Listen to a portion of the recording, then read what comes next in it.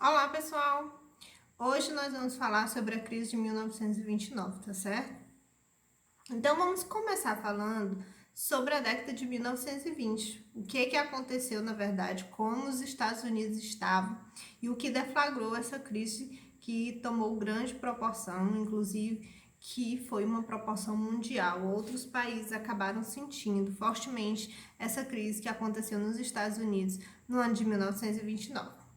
A começar, vamos falar um pouquinho sobre a euforia econômica que vivia os Estados Unidos. Nós estamos falando de um período aí entre guerras, entre a Primeira Guerra e a Segunda Guerra Mundial. Sabemos já que a Primeira Guerra Mundial coloca os Estados Unidos como principal potência econômica da época, e os Estados Unidos se acostumam com isso e as indústrias norte-americanas passam a produzir muito, porque eles vendiam muito. Então, a princípio, nós queremos destacar aqui a euforia econômica da década de 20. A agricultura norte-americana era uma agricultura extremamente mecanizada e estruturada, no sentido de ser estruturada em relação aos melhores equipamentos. A indústria também favorecia a agricultura nesse sentido. Então, de todas as formas, os norte-americanos estavam ali munidos de tudo que existia de mais moderno a essa época. As indústrias produziam a todo vapor, muitos produtos eram comercializados, eram vendidos. Então, assim, foi um período muito favorável, o início da década de 20, justamente porque se viveu esse período de grande intensidade no que diz respeito à produção e à venda de produtos. Além de destacar tudo isso que nós falamos, em relação a toda essa euforia econômica, em relação a essa indústria que tanto produzia como se vendia muito, os norte-americanos exportavam muitos produtos, é importante que a gente fale do American Way of Life, que é, na verdade, o estilo de vida americano. Os norte-americanos passaram a ser moda. Tudo que se consumia nos Estados Unidos, tudo que se vivia nos Estados Unidos era ditado ao mundo como moda. E muitos países passaram a consumir produtos norte-americanos, porque estavam na moda, porque era a principal potência mundial. Então, é daí que se vive e que se diz e que se produz a euforia econômica, do que nós falamos. É desse momento favorável economicamente, mas favorável em todos os sentidos. Os Estados Unidos passam a ser aí essa referência mundial. E aí isso nós chamamos de American Way of Life, que inclusive aqui no Brasil muitos produtos norte-americanos vão chegar, porque quem tinha condições da classe média, da classe alta, vai passar a comprar produtos norte-americanos, porque todo mundo comprava, porque estava na moda comprar produtos dos Estados Unidos. Então, nós vamos destacar isso, principalmente no início da década de 20. Gente, basicamente, três foram os principais motivos que levaram à crise de 1929, que é a superprodução, principalmente a agrícola, mas a superprodução em todos os sentidos. Os Estados Unidos passaram a produzir muito, automaticamente acontecia de haver muitos produtos no mercado, mas esses produtos não tinham como ser consumidos, não tinham como ser comprados. Por quê? E as exportações? Eles não exportavam muito? Pois é, mas a Europa vivia uma situação delicada, então os países que costumavam comprar dos Estados Unidos cessaram essas compras ou diminuíram essas compras, porque afinal de contas nós estamos falando aí de um período entre guerras. Então países como Inglaterra, França, que tinham acabado de passar pela Primeira Guerra Mundial, estavam se restabelecendo economicamente, precisando de um tempo para se reconstituir dos prejuízos da guerra. Então, esses produtos acabaram ficando no mercado, eles não saíam, porque não existia consumidor, a demanda era muito para ser comparada ao consumidor norte-americano. Isso gerou um excedente, e isso vai gerar também um efeito dominó, porque ao mesmo tempo que existe uma superprodução nos Estados Unidos, existia um subconsumo, ou seja, esse consumo não era suficiente, muitos produtos, mas pouco consumo. Aliado a tudo isso, o cenário norte-americano da época e dos demais países era uma situação que a gente chama de livre mercado, que nada mais é do que o reflexo do liberalismo econômico. Nos Estados Unidos, o que existia era uma política econômica neoliberal, que nós chamamos hoje de neoliberalismo. Não existia interferência do Estado na economia, ou seja, a economia ela seguia o seu curso normal, natural, sem nenhuma interferência. E isso gerava, de certa forma, um descontrole por parte do Estado. O Estado, até então, ele se tornava secundário, não tinha a posição de interferir diretamente na economia para evitar, por exemplo, uma crise maior. E é isso que acaba acontecendo nos Estados Unidos. Essa crise que vai ter como ápice 1929, com a quebra da Bolsa de Nova York, a quebra da Bolsa de Valores de Nova York, que vai afetar outros países, tanto da Europa como da América, é o caso do Brasil, que vai sentir essa crise de perto. O crash da Bolsa de Nova York acontece em 1929, em outubro, em uma quinta-feira que é conhecido como Quinta-feira Negra. Mas eu preciso explicar para vocês um pouco essa relação comercial e empresarial dos Estados Unidos, que é muito diferente do Brasil. Por que a quebra dessa bolsa de valores ela afeta tanto a economia norte-americana? Porque muitos norte-americanos, eles investiam em ações nas empresas, o que não é tão comum aqui no Brasil, mas nos Estados Unidos eram.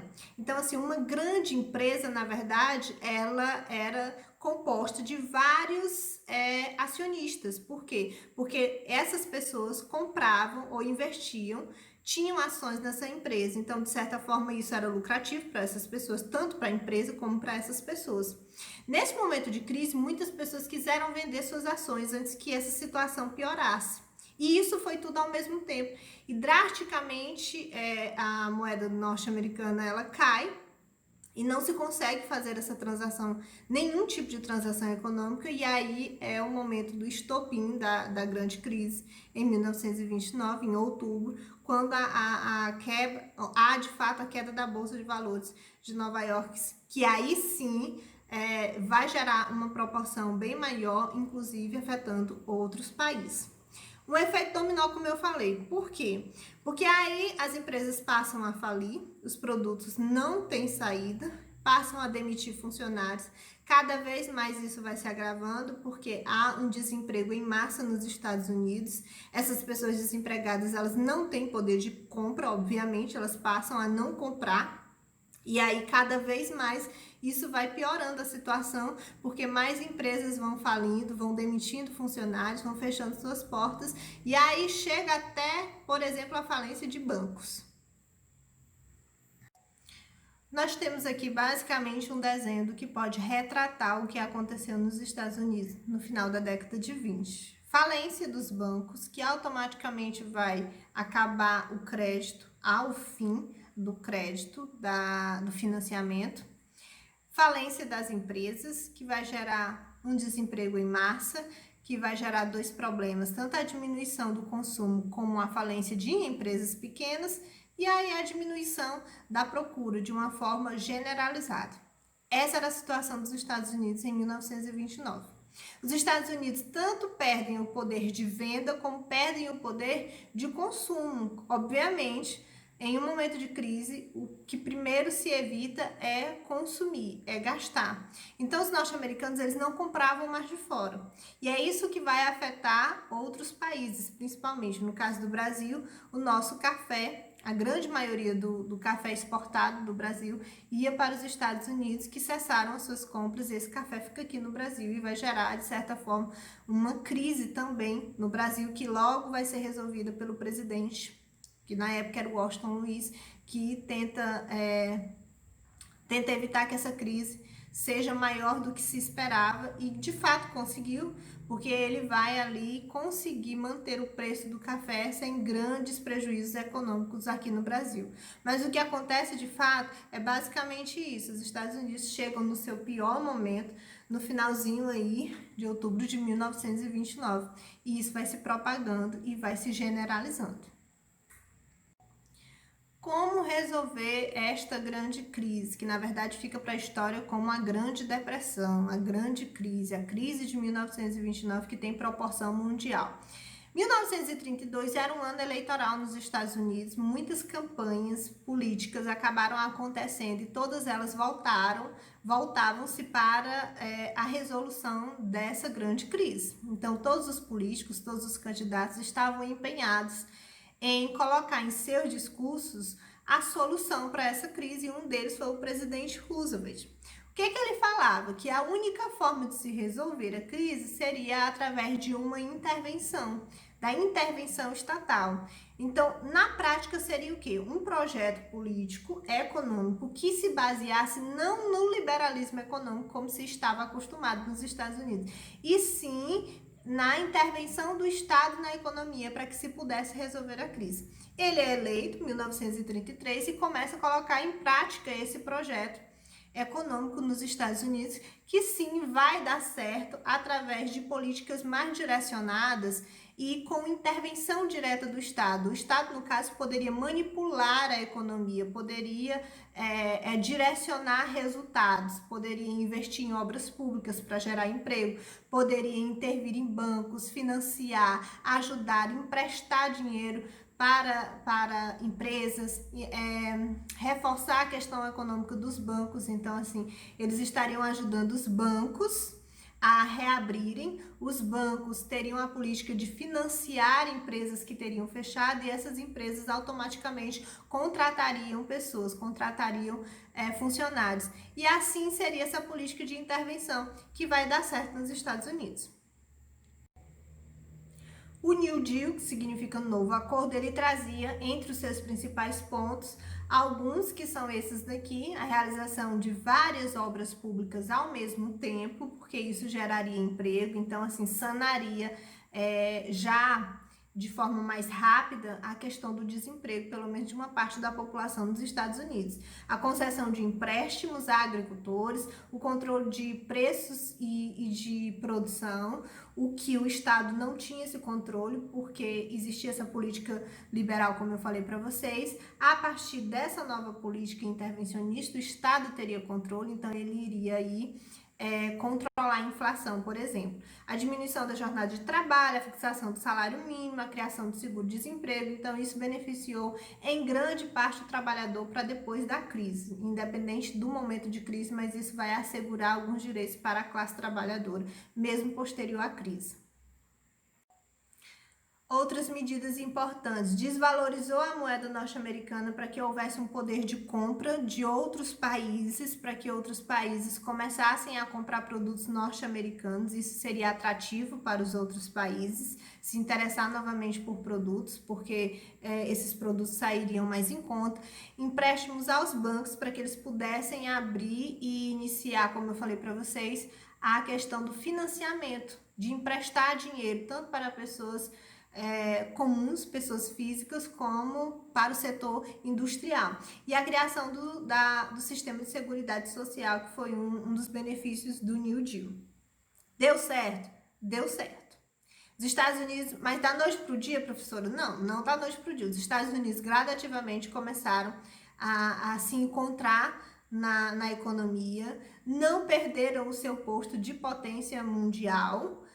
Afetou muito, fragilizou muito a economia norte-americana, mas eles conseguiram sair dessa crise, lembrando, por um projeto político intervencionista.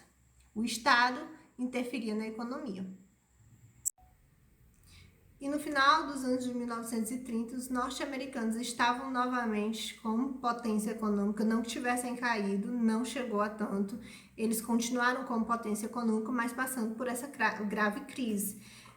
Mas conseguiram resolver seus problemas econômicos, provaram para si mesmo e para o mundo que o projeto deu certo, que era um projeto político intervencionista. Então, o que fica, principalmente da crise, além dos seus efeitos, causas e consequências, é a questão do New Deal ser um projeto intervencionista, que nem todos apoiaram, que nem todos acreditaram a princípio, justamente por ter esse caráter intervencionista, que no passado já foi alvo de críticas. Então, só lembrando para vocês, por que a gente fala novamente reestabelecer o intervencionismo? Porque no período das monarquias absolutistas, o que existia era um Estado que interferia na economia. Então, era um Estado intervencionista, como vocês sabem. Tudo, na verdade, todas as ações comerciais, tudo que dizia respeito ao comércio daquele país, as relações, as transações econômicas, tudo estava concentrado nas mãos do poder executivo, na época dos reis. Na época, no caso em questão, eram os reis. Então, assim, eram os reis que decidiam sobre tudo no campo econômico daquele país, do Estado Nacional que eles governavam.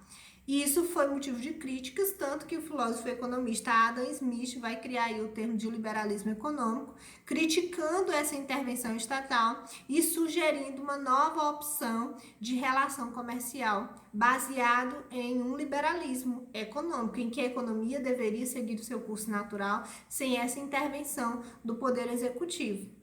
Então, assim, era um projeto ousado, porque voltar com isso, para muitos, era como se fosse regredir, na verdade. Era um projeto que tinha tudo para dar errado. E deu certo, e o Estado conseguiu, manipulando a economia, favorecer o retorno dessa economia de forma positiva, certo? Espero que tenha ficado claro.